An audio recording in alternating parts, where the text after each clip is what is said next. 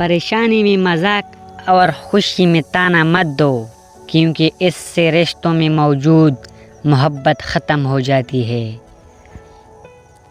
جو تمہاری خاموشی سے تمہاری تکلیف کا اندازہ نہ کر سکے، اس کے سامنے زبان سے اظہار کرنا صرف لفظوں کو ضائع کرنا ہے۔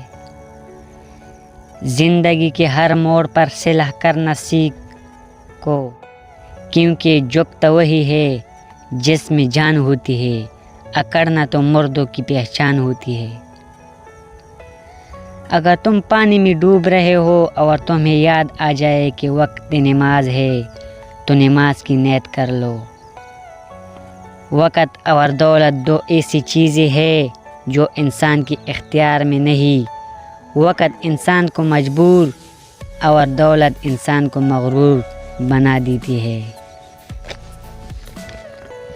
تم کسی کے ساتھ بھلائی کرو، تمہیں اس کا بدلہ برائی کی صورت میں ملے، تو سمجھ لو کہ تمہاری نیکی قبول ہو گئی۔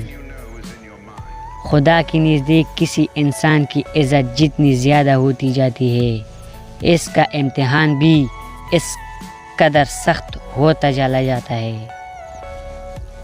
انسانیت بہت بڑا خزانہ ہے، اسے لباس میں نہیں انسان میں تلاش کرو۔ لوگوں کو اسی طرح معاف کرو جیسے تم خدا سے امید رکھتے ہو کہ وہ ہمیں معاف کرے گا۔